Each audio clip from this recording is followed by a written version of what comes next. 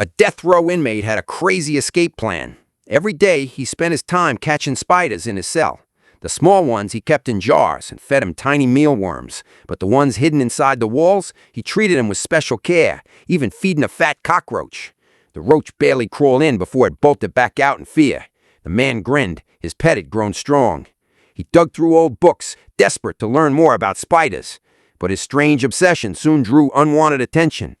One night, two prison bullies broke into his cell. They snapped his fingers and held his mouth shut so he couldn't scream. Then, right in front of him, they crushed one of his precious spiders under their boot. The man's heart broke. As they moved in on the second spider, it leapt onto one thug's face and sank its fangs into his eye. Roaring in pain, the thug smashed the jars, spilling spiders everywhere. The little creature scurried into the walls, as if waiting for a signal. A bald guard rushed in, asking what happened.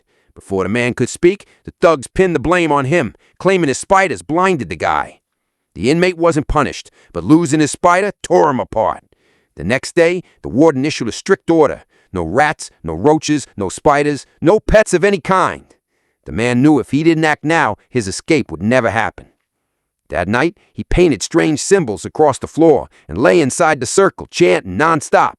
From the cracks in the walls, spiders poured out, swarming over his body. He kept chanting, though his heart raced, because the biggest one hadn't come yet.